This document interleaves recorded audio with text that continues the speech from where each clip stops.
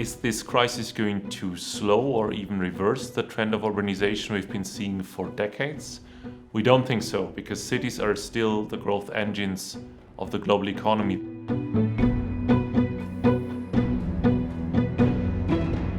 Well, it's quite clear that we have seen some COVID-19 hotspots in densely populated cities. People living together, people working together.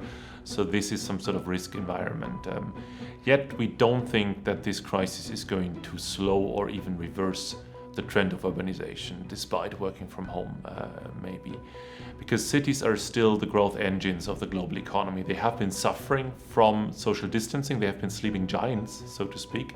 But going forward, we think they are going to benefit again from this social interaction, which makes them so powerful.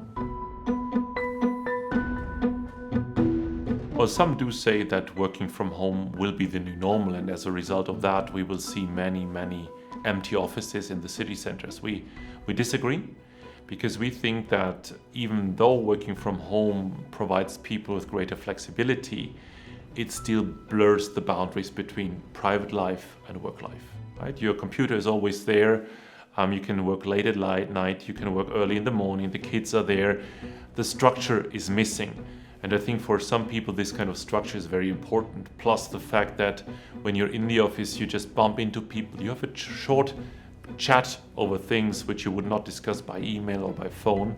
So from our point of view, it'll be the mixture of working in the office and working from home, which will be the new normal, providing greater flexibility for the employees, but also requiring a proper work from home setup for the employees in order to make their companies really compete for top talent in the future.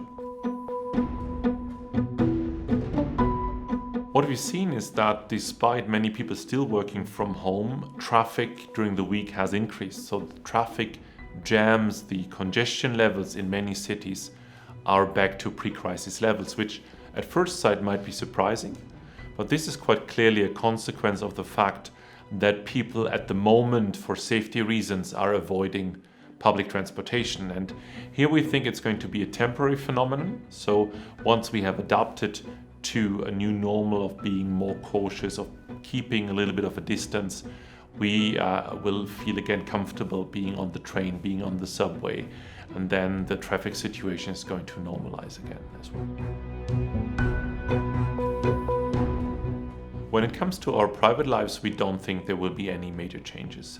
This is mainly because we are one of the most social species, so we need our connections for our health, we need it for our well-being, and this is the reason why we will go out again, why we will meet friends, be back in the restaurants. And actually, looking at restaurant reservation data on a daily basis, we can see that for those cities which have lifted the lockdown measures, the people are coming back. Right? The numbers are still down year on year, like 50% down year on year, not 100% anymore, but the people are coming back. Yet, I mean, for the restaurant business, this is still very challenging because they can just serve half of the people.